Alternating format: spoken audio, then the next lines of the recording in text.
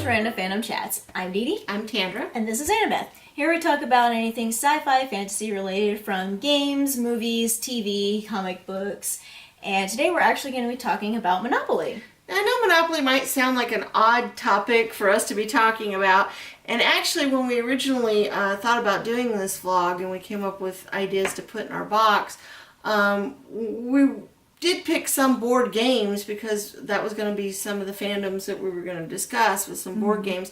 But Monopoly still kind of works for what we've kind of narrowed our subject down to anyway, because Monopoly has been put out in so many different forms that are fantasy and sci-fi related. Pretty much any fandom that you're in, there's likely a version of Monopoly catering to that fandom, probably. Now, what's your first kind of memory or your favorite memory of Monopoly, or what do you think about Monopoly when you hear it? Well, when we as a family play Monopoly, a lot of the times we play with house rules like a lot of families do, but we do a lot of trading in our family. Like, we do a lot of deals, we trade lands and get immunities for certain properties, lend money to each other and stuff like that. And for some reason, those are the kind of things that stick out in my mind a lot because they can be kind of funny sometimes. Like, you got a person who's really down on money and you're like, hey, you got a property I want, I'll give you some money for it. And they're like, but I don't want to be indebted to you. It gets kind of funny with that sometimes. It does. Well, and it kind of, it's funny because the way our family plays, we almost kind of don't stick with the spirit of Monopoly. We don't necessarily want to defeat the other person into a ball. I mean, eventually we do have a winner, but we always try to prop the other people up as much as possible and lend them money. Keep them in the game as long as possible. Right. We got some ideas from the computer version we played a long time ago where you could make do immunities on properties for so many turns, and we even got Post-its in our Monopoly game we play now so that we can write down how many immunities somebody has, how many turns they can go by it or whatever.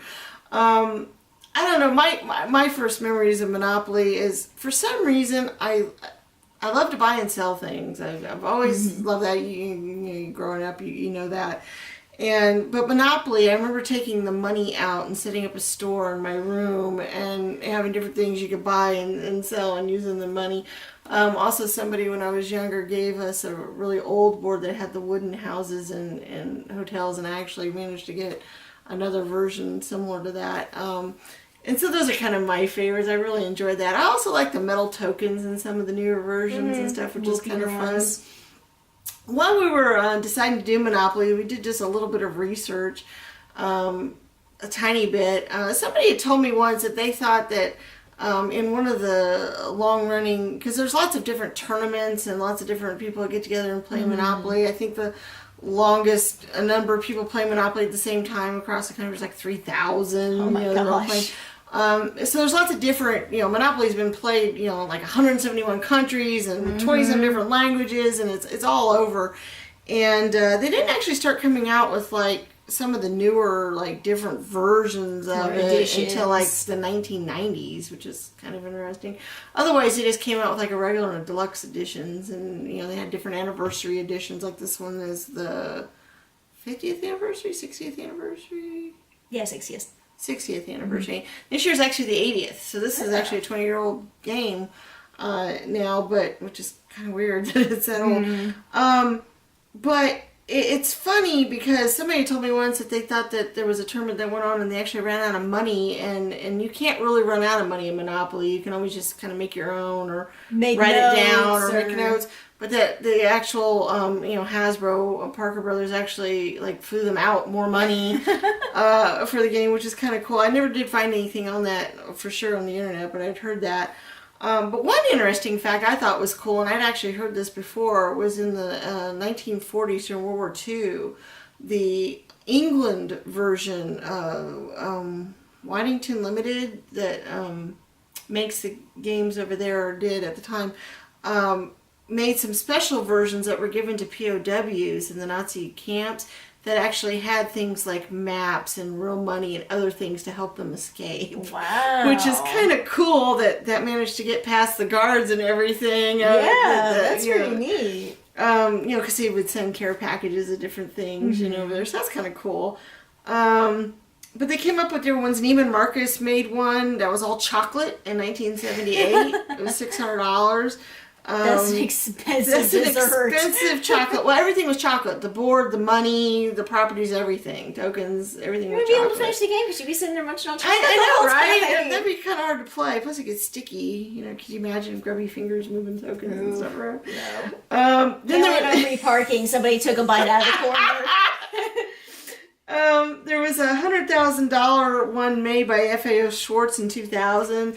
I think I've actually heard of this one. That actually has real money in it. It's got some jewels throughout, you know, various parts of it, rubies and emeralds and stuff like that. Boards made out of really fancy wood, and the calligraphy's in like gold, I think it is. Yeah, gold leaf and stuff. So that's a pretty fancy board. Only a few people would be able to own one like that. And also in 1985, they think the most expensive one was worth $2 million actually, and it had, I guess, rubies and sapphires and emeralds and a whole bunch of other stuff encrusted throughout the houses and hotels and just all over. Wow. So I don't know about owning a $2 million one. But as far as different versions go, like you say, about any fandom related one there is, I was actually looking up, I mean, there's like ones for different things like Harley Davidson and NFL, but then there's stuff like Wizard of Oz and Marvel Comics, and there's Batman and Robin. Of course, and Star Wars. Ultraman. There was Star Wars and Star Trek. There's Avengers, Teenage Mutant Turtles, Back to the Future. A couple different Doctor Who, Firefly, Fantastic Four, Indiana Jones, Ghostbusters. There's a Klingon version. I mean, there is just, and that's just a small number. There are literally hundreds of different versions out there. I remember one time when we went to Paramount Kings Island, or it might not have been owned by Paramount by that time. It was Kings Island, the amusement park. And in one of their stores, they had a Kings Island version of Monopoly. Yes. Yeah, well, of course, they've been made for about every city there is out there for different, I've seen different ones like for IU and Purdue and other different colleges. I've seen, versions for different hometown Monopoly boards that are sold. I mean, so they've got them for anything and everything you can possibly think of. There's even ones that were made that aren't official licensed by Hasbro. I found one like parody ones. Parody ones and other ones. There's one that Ghettopoly that was actually Hasbro sued them on that one. It's a little bit offensive. A little bit I can offensive. see why they would not be happy with there's that a few version. offensive ones out there we noticed and some others, but it's just fascinating over how many different types of Monopoly. There's different tokens. Fans have gotten on Facebook and come up with different house rules and voted on them, saying that they should include them in the rule book. So there's different ones of that. Some of their favorite house rules at different play. So I think everybody has their own memories of playing Monopoly growing up. Pretty much anybody you meet, especially in America, they have probably at least played Monopoly once. At least. Some people don't particularly. Now, I know there's some people in our family that didn't like it for a long time because we didn't like the idea of beating up on other people or having them be totally defeated. But all games have to have a winner or whatever. Right. I don't know what the appeal of Monopoly is compared to some other games. Yeah, I'm not sure why that one specifically has, worn the weathers of time and have really stuck out throughout the decades. I don't know. Maybe other people have some thoughts on that of why they think it stuck around for so long. But I do think we all have our own special memories of playing it and all. Now that they've come out with some, time constraints, a lot of people don't have time to sit down and play a game that lasts, for hours and hours. This could last a long time. Right, generally we only get to play it maybe once a year, like a holiday now, because it does take a long time. And there are different ways to make it shorter. There's actually a one that has a speed dice now that makes the rounds and other things go faster. Of course, you can distribute all the properties and money right at the beginning. Right, we do that a lot. You can do the things where you can auction off the properties when they first get landed on instead of waiting for somebody to decide to buy it, 5, 6, 10 turns down the road. There's lots of different ways to shorten it, and I think that one way is, you've also got it now where you're not ever going to run out of money because you have one where you use credit cards. Yeah.